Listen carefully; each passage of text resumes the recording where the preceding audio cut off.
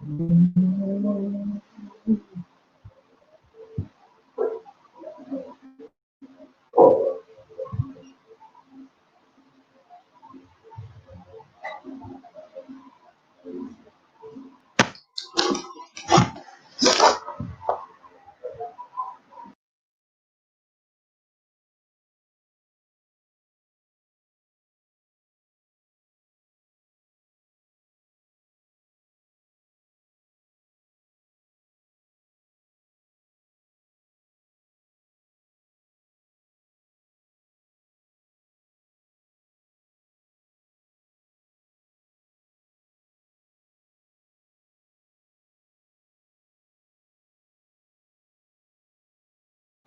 जी class, अगर कोई लोगों ने ज्वाइन किया है तो प्लीज मुझे बताएं कि क्या आवाज आ रही है आपको।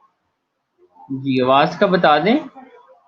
बाकी हम फिर थोड़ी देर में स्टार्ट करते हैं, डोंट वरी, ब्रेक कर लें आप ब्रेक कंप्लीट करेंगे फिर इसे स्टार्ट करेंगे। तो आवाज का मुझे प्लीज बता दें।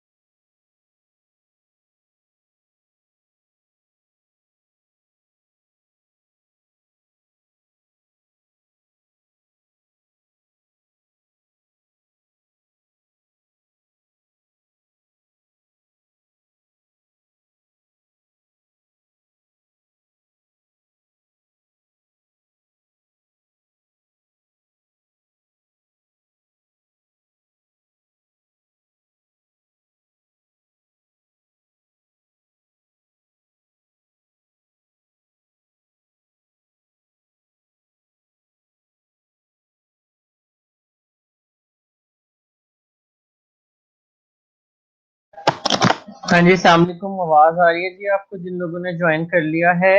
ब्रेक का टाइम खत्म होने वाला है जी। आवाज का बताएं ताकि हम आगे पढ़ सकें।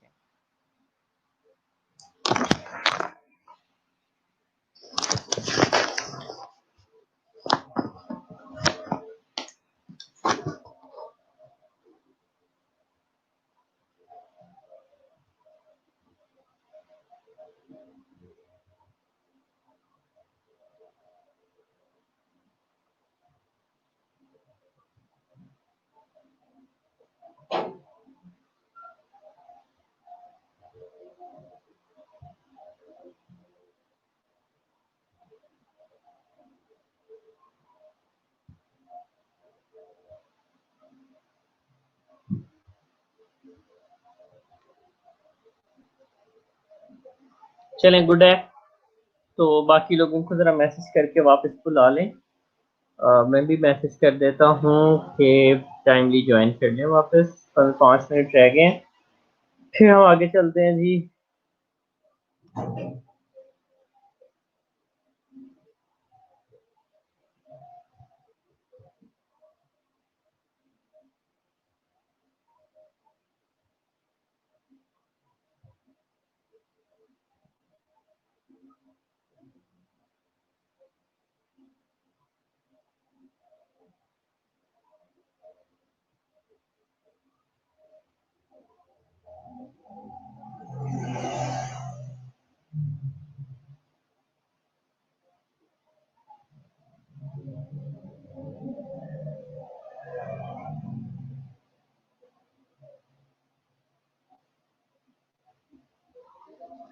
जी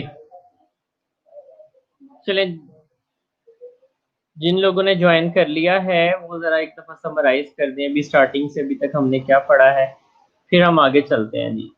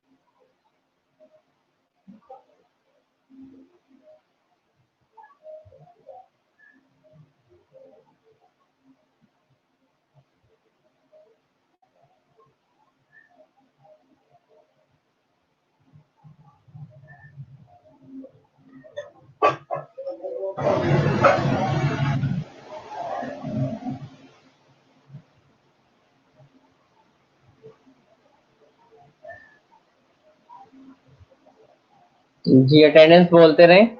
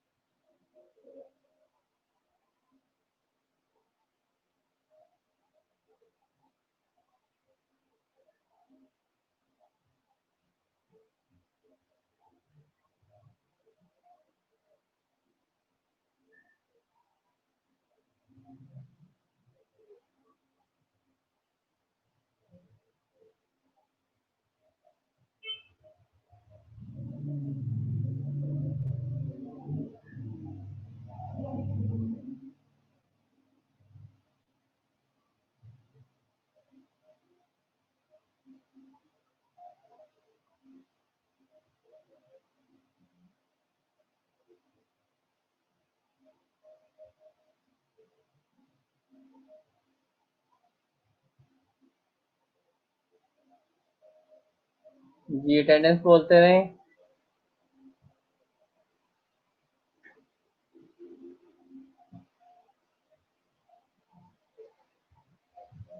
कीमत का। हाँ,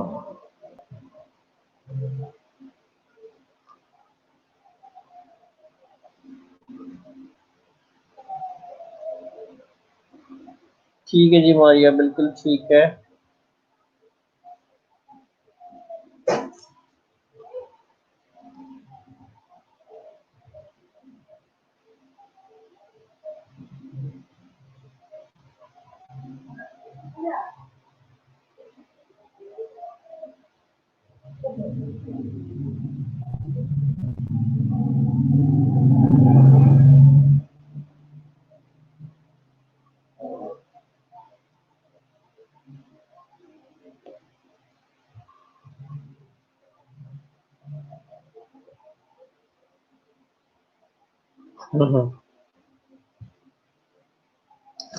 जी बाकी लोगों को के ज्वाइन कर लें, ब्रेक का पीरियड खत्म हो, ब्रेक का टाइम खत्म हो गया है, अटेंडेंस बोलते जाएं ताकि मैं अटेंडेंस लगाता जाऊं।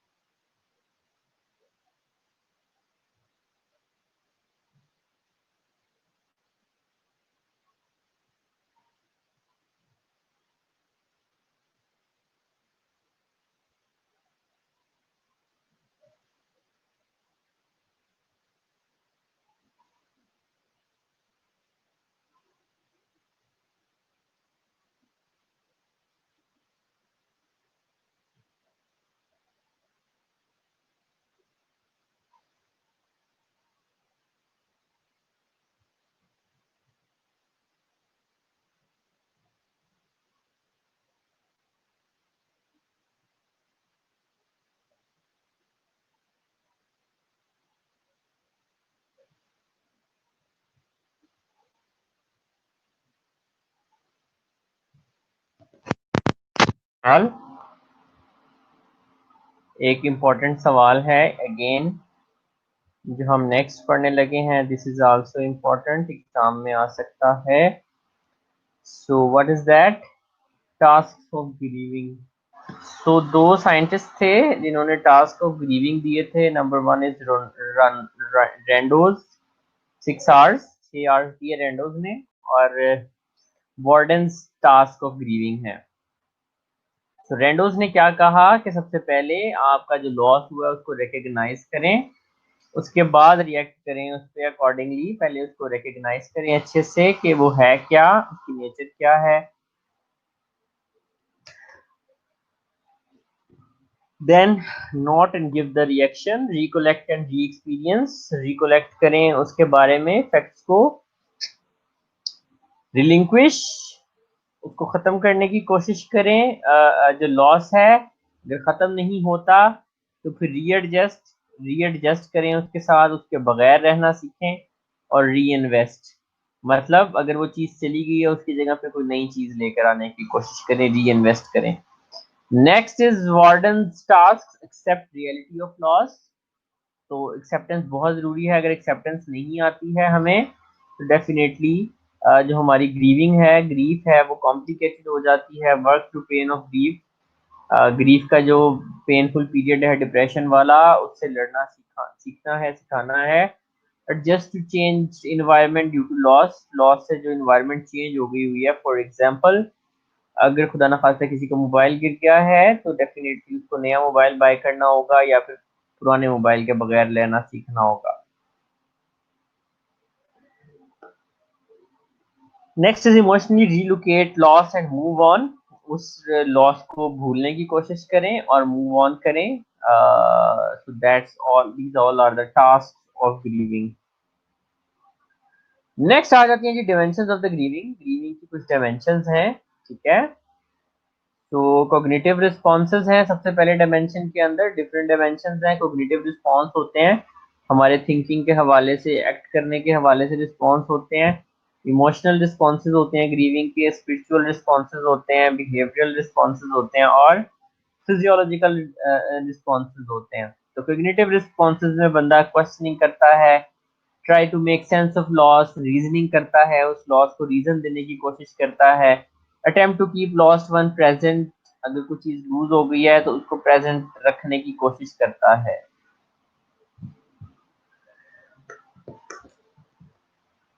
ठीक है जी, तो एक कॉग्निटिव रिस्पॉन्सेस है। नेक्स्ट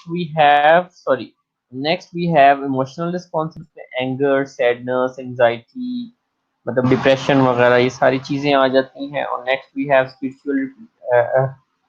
स्पिरिचुअल रिस्पॉन्सेस के अंदर डेफिनेटली हमारी स्पिरिचुअलिटी, बार्गेनिंग, दुआ वगैरह करना, ये चीज़ें आ जाती हैं। नेक्स्ट बिहेवियरल रिस्पॉन्सेज है, हम किस तरह शो करते हैं लॉस की सूरत में। क्या हम सख्ताशाई हो जाता है, रोते हैं, लड़ते हैं, क्या करते हैं, वो बिहेवियरल रिस्पॉन्सेज में आ जाता है। नेक्स्ट फिजियोलॉजिकल रिस्पॉन्सेज, क्या बॉडीली साइन एंड सिम्टम्स आते हैं, हार्ट रेट तेज हो जाता है, कोई सर में दर्द शुरू हो जाती है, क्या होता है इसके नतीजे में, तो इनको फिजियोलॉजिकल रिस्पॉन्सेज कहते हैं। तो ये आपकी बुक के अंदर एक टेबल बना होगा बड़ा अच्छा, उसको याद कर लेना है। अगेन मैं बता दूं आपको, this question is also important. चलें जी, तो next we have cultural considerations. Grieve by all the lost loved ones.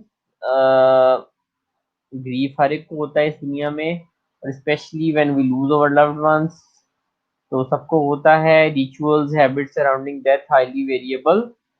तो डिफरेंट कल्चर्स के अंदर डिफरेंट तरह की रिचुअल्स फॉलो की जाती हैं, इवन डिफरेंट रिलीजन्स के अंदर फॉलो होती हैं। After the loss, grieving, morning, integration of loss, culture defined. Her culture के अंदर ग्रीफ को डील करने का तरीका डिफाइंड है, उसको उसके अकॉर्डिंगली लेकर चलना चाहिए। Need for us to be sensitive to cultural differences, rituals. तो अगर हम जिस जगह पे काम कर रहे हैं उसमें किसी और कल्चर के लोग ज्यादा रहते हैं तो उनकी प्रॉब्लम को समझना, उनकी जुबान को समझना, ये भी हमारी उसमें आ जाता है। Cultural rituals with roots in major religious. तो कल्चरल लेवल पे अगर देखा जाए तो जो लॉस है उसके बारे में हम डिफरेंट रिचुअल्स परफॉर्म करते हैं रिलीजन की बेस पे। जैसे अगर किसी की डेथ हो जाती है, पाकिस्तान में और रसूमात हैं या रिचुअल्स हैं, और वेस्ट में और तरह की हैं। कल्चर कंसिडरेशन, अफ्रीकन अमेरिकन आ जाते हैं next. Disease views in church before burial in symmetry. Public prayers, black clothing, social activities. तो अफ्रीकन अमेरिकन क्या करते हैं, वो जो जिसकी डेथ हो जाती है उसको डिफरेंट तरीके से डील करते हैं। मुस्लिम्स जो हैं वो बरियल के 5 स्टेप्स फॉलो करते हैं। अच्छा जी, ये भी एग्जाम में आ चुका है। 5 स्टेप्स फॉलो करते हैं। वो 5 स्टेप्स में बरियल है, वॉशिंग है, ड्रेसिंग है और पोजिशनिंग ऑफ द बॉडी है। उसके बाद first step, traditional washing of the body via Muslim for same gender वाले को गुस्ल देना है इन केस अगर किसी मुस्लिम की डेथ हो जाती है। ठीक है जी। उसके बाद next we have Haitian American. ये बुदून करते हैं। बुदून क्या होता है, कोई बताएगा भैया?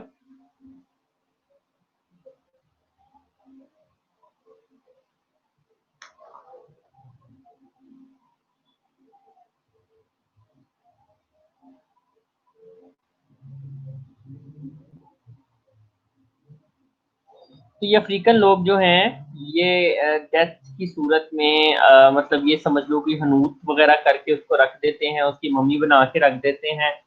चाइनीज, हाँ जी, ये सामने लिखा हुआ है आपके वुदून या वुदू। ये क्या है, ये उसकी जो मम्मी वगैरह बना के उसको हनूत करके रख देते संभाल के। Chinese American strict norm for announcing death, preparing body, arranging funerals and burial, morning after burial। Chinese American जो हैं वो और तरीके से जिस तरह से किसी की डेथ होती है उसके हवाले से अपनी रिचुअल्स लेके चलते हैं। और क्या करते हैं, लाजमी तौर पे डेथ के 1 साल बाद तक उसके प्याले में खाना रखा जाता है टेबल के ऊपर। कहा जाता है कि उसकी स्पिरिट जो है वो आके वो खाना जो है वो खाती है। जैपनीज अमेरिकन हैं वो डेथ एज लाइफ पैसेज, वो मौत को जिंदगी का हिस्सा समझते हैं। Bathing with warm water and dressing in white kimono after purification rights. उसको पाक साफ करने के बाद वाइट ड्रेस उसको पहनाया जाता है बॉडी को। फिलिपिनो अमेरिकन ब्लैक क्लोथिंग और आर्म बैंड, मतलब से आप लट्टी बांधते हैं आर्म के ऊपर जब किसी की डेथ हो जाती है, ब्लैक कलर के कपड़े पहने जाते हैं। Vietnamese American bathing disease and dressing in black clothing, black colour के कपड़े पहनते हैं। अच्छा, इसमें जो है ना, अब जो आपकी कल्चरल कंसिडरेशन है इसमें बड़ी लंबी लंबी डिटेल्स दी हुई हैं। अब इसमें हमारे कल्चर से रिलेटेड थोड़ा सा मुस्लिम वाला पढ़ लीजिएगा, या फिर थोड़ा सा आप इसमें से जो डिफरेंट टर्मिनोलॉजीज हैं जैसे वुदून है इसके बारे में पढ़ लीजिएगा। एमसीक्यू वगैरह आ सकता है, अदरवाइज ये इतना इंपॉर्टेंट नहीं है। ठीक है, तो इसको बस रीडिंग दे लीजिएगा। ये जो मैं कल्चरल कंसिडरेशन है इसको मैं इसी तरह से आगे कर रहा हूँ। कल्चरल कंसिडरेशन जो है इनको बस रीडिंग देनी है आपने। सो हियर वी हैव जी, इसमें आप क्या आंसर बताते हैं जी? क्या आंसर होना चाहिए इसका?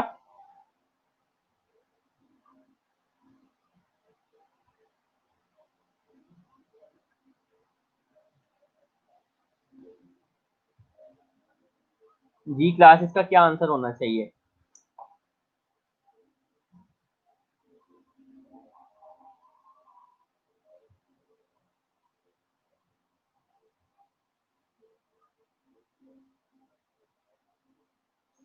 ठीक है जी, मुस्लिम अमेरिकन इज द आंसर, तो आप आंसर भी देख सकते हैं।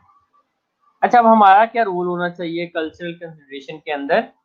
सबसे पहली चीज जो है वो हमें उनकी कल्चरल प्रैक्टिसेस को समझना है अपने पेशेंट की। Encourage patient to discover use effective and meaningful breathing behaviours. तो अपने कल्चर के मुताबिक अपना फैसला करें, उसको लेके चलें। दुआ जैसे भी वो प्रे वगैरह करते हैं प्रेइंग करें। Staying with the body, body के पास रहना है। Performance of the rituals, family को रिचुअल्स परफॉर्म करने देनी है, मना नहीं करना उन्हें। और मेमोरियल्स, पब्लिक सर्विसेज। तो उसके बाद जो भी मेमोरियल्स होते हैं, कोई जनाजा वगैरह होता है, फातिहा वगैरह पढ़ी जाती है, तो उसको लेके चलने देना है हमें। हमें उससे रोकना नहीं है, तो लोगों को ग्रीफ करने देना है।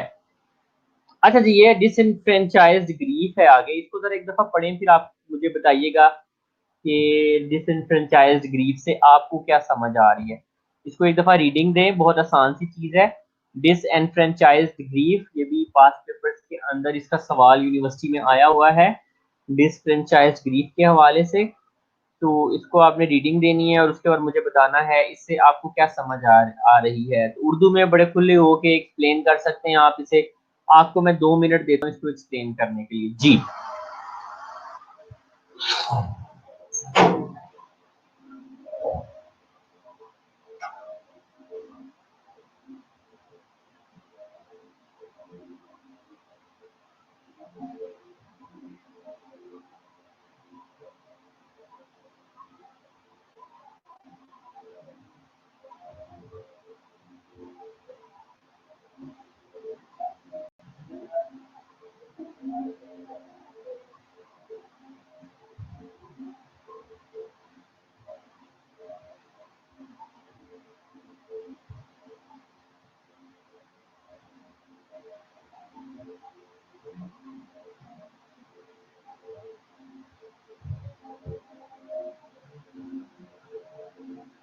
जी, इसको पढ़ें और अंडरस्टैंड करें और फिर मुझे बताइए।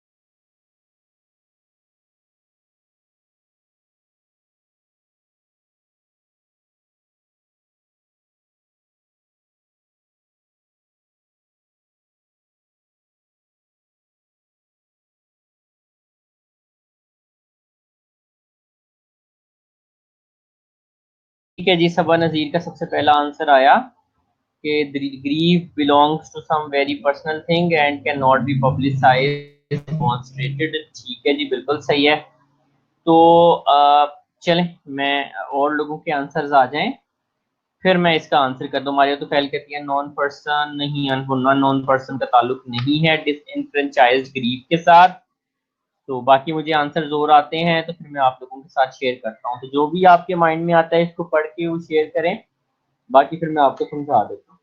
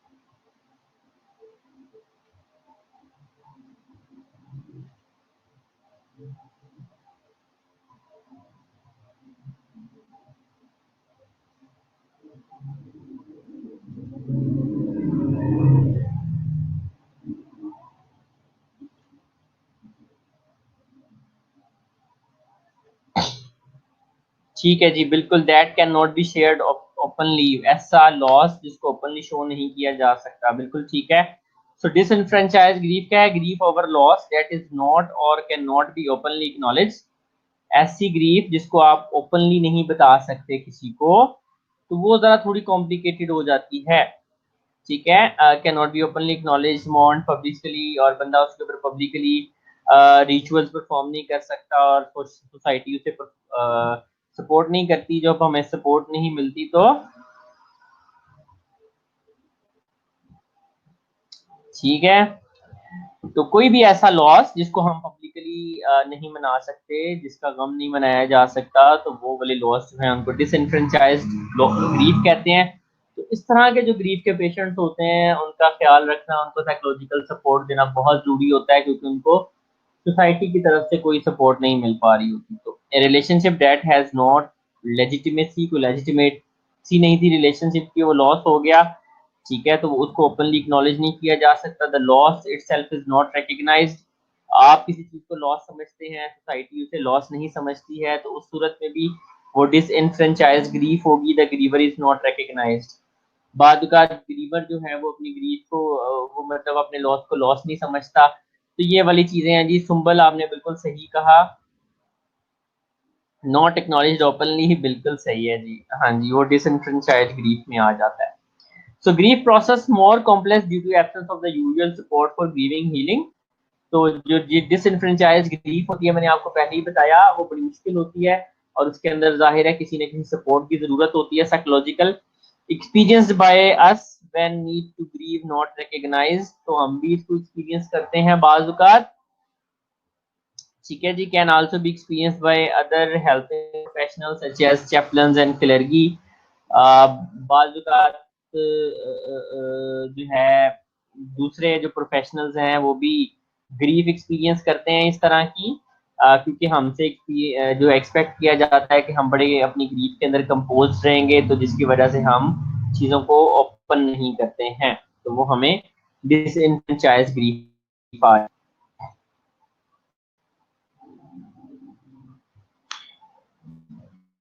बिल्कुल मारिया, आपने बिल्कुल सही कहा। ठीक है, ये भी डिसइनफ्रेंचाइज ग्रीफ है मारिया, तो फैल यू आर राइट। नेक्स्ट आ जाते हैं जी कॉम्प्लिकेटेड ग्रीविंग की तरफ। सो कॉम्प्लिकेटेड ग्रीविंग जो है, इसको जनाब आप लोग जरा देखें और आप लोग मुझे बताएं कि ये कॉम्प्लिकेटेड ग्रीविंग से आपको क्या समझ आ रही है जी। सो आपको क्या समझ आ रही है कॉम्प्लिकेटेड ग्रीविंग से? देखें, समझें, और फिर आप मुझे बताएं, फिर मैं आप लोगों के साथ शेयर करता हूँ।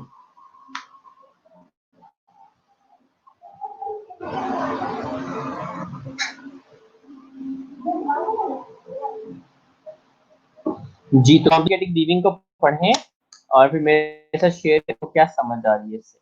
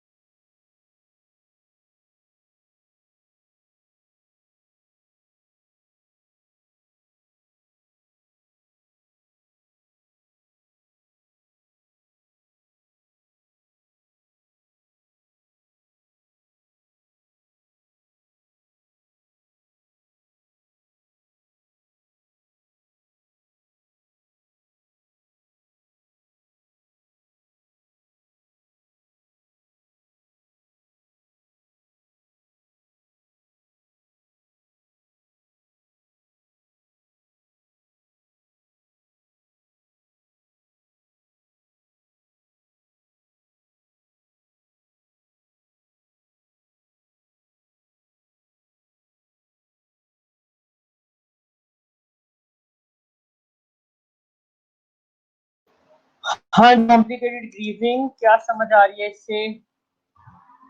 हरी आप।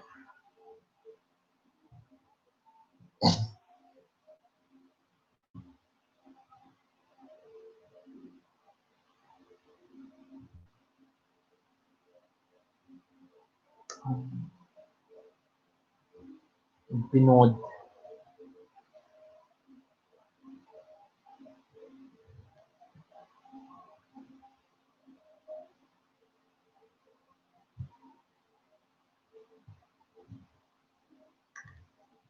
अच्छा जी, कॉम्प्लिकेटेड ग्रीविंग में क्या होता है? Person devoid of emotions, grieving for long periods, expression of grief seems disproportionate to the event. Be particularly alert with psychiatric disorders who are grieving. अच्छा, तो कॉम्प्लिकेटेड ग्रीफ होती है जो कि या तो वो चीज़ छोटी थी लेकिन उसके ऊपर ग्रीफ वो बंदा बहुत ज़्यादा कर रहा है, बहुत ज़्यादा उसका दुख हो रहा है उसे, number one. Number two, grief जो है वो एक हफ्ते, 2 हफ्ते, 3 हफ्ते, 4 हफ्ते, 2 महीने, 3 महीने में खत्म हो जानी चाहिए थी, किसी की डेथ हो गई अगर, और वो जो है वो ग्रीफ सेम की सेम है, 4 साल हो चुके हैं अगर किसी की डेथ को, तो इस तरह की ग्रीविंग को हम कॉम्प्लिकेटेड ग्रीविंग कहते हैं। और मोस्टली ये वाली ग्रीविंग जो है ये साइकेट्रिक डिसऑर्डर्स का बाइस भी बनती है। और मोस्टली जो साइकेट्रिक पेशेंट्स होते हैं, जो मेंटली इल पेशेंट्स होते हैं, वो कॉम्प्लिकेटेड ग्रीविंग में चले जाते हैं, वो जल्दी उस ग्रीविंग में से निकल नहीं पाते हैं, वो एक्सेप्टेंस तक जल्दी नहीं पहुंच पाते हैं। तो जिसने आंसर दिया है बिल्कुल सही आंसर दिया है। तो कॉम्प्लिकेटेड ग्रीविंग के कुछ कैरेक्टरिस्टिक्स ऑफ ससेप्टिबिलिटी है कि किन लोगों के अंदर कॉम्प्लिकेटेड ग्रीविंग हो सकती है। तो किन लोगों के अंदर कॉम्प्लिकेटेड ग्रीविंग हो सकती है? नंबर वन पे वो लोग जिनकी लो सेल्फ स्टीम होती है, लो सेल्फ कॉन्फिडेंस होता है। Number two, low trust in others, वो लोग जो दूसरों पे ट्रस्ट नहीं करते हैं, वो शेयर नहीं करते हैं अपनी प्रॉब्लम, जिसकी वजह से उनके अंदर भी कॉम्प्लिकेटेड ग्रीविंग हो सकती है। प्रीवियस साइकेट्रिक डिसऑर्डर, अगर पहले से कोई मेंटली सिक है उसके अंदर हो सकती है complicated grieving. Previous suicide threats और अटेम्प्ट्स, अगर किसी ने पहले सुसाइडल अटेम्प्ट्स की हैं या फिर सुसाइडल आइडिएशन हैं किसी की, उसके अंदर भी कॉम्प्लिकेटेड ग्रीविंग हो सकती है। वो ग्रीविंग प्रोसेस के अंदर अपना आपको खुदकुशी करने की कोशिश कर सकता है। एब्सेंट और अनहेल्पफुल फैमिली मेंबर्स, या तो फैमिली है ही नहीं या फिर फैमिली इतनी हेल्पफुल नहीं है, ग्रीविंग के अंदर सपोर्ट नहीं देते हैं, तो उस सूरत के अंदर भी ग्रीविंग कॉम्प्लिकेटेड हो सकती है। Ambivalent, dependent, insecure attachment to deceased person, के जो डिजीज जिस जिस पर्सन की डेथ हुई है उसके साथ बहुत डिपेंडेंसी थी। जैसे कुछ पेरेंट्स के ऊपर बच्चों की डिपेंडेंसी होती है, उनकी डेथ हो जाती है तो उनकी ग्रीफ कॉम्प्लिकेटेड हो जाती है। ठीक है, so that these are the characteristics of susceptibility. ये भी इंपॉर्टेंट है, कॉम्प्लिकेटेड ग्रीफ भी इंपॉर्टेंट है, और उसके ये वो जो है मैंने आपको जो बताए हैं कैरेक्टरिस्टिक्स ऑफ ससेप्टिबिलिटी, ये भी इंपॉर्टेंट हैं। अच्छा जी, अब हम एक और छोटी सी ब्रेक करते हैं क्योंकि हमारे सेशंस बहुत लंबे हो गए हैं, तो एक ब्रेक करते हैं। मैं यहाँ पर सेशन को एंड करता हूँ। 6 बजे आपका नया सेशन मैं स्टार्ट करूँगा, सही है? 6 बजे मैं आपका नया सेशन स्टार्ट करूँगा और 6 बजे तक आप ब्रेक कर लें 15 मिनट की, 6 बजे आप ज्वाइन करेंगे। तो जहाँ पे हमने कॉम्प्लिकेटेड ग्रीविंग को छोड़ा है वहीं से स्टार्ट करेंगे। इसके अलावा पहले आपको 6 बजे ज्वाइन करके ज़रा समरी देनी होगी आज आज जो हमने ग्रीविंग के बारे में जो कुछ पढ़ा है उसके बारे में। उसके बाद जो है हम आगे जो है ना फिर चलेंगे। ठीक है, सो ब्रेक लें 6 बजे तक। चलें जी, इसको मैं एंड कर रहा हूँ, इसको मैं एंड कर रहा हूँ। 6 बजे तक ब्रेक लें, 6 बजे आप लोग वापस ज्वाइन कीजिएगा, 6 बजे हम दोबारा स्टार्ट करते हैं।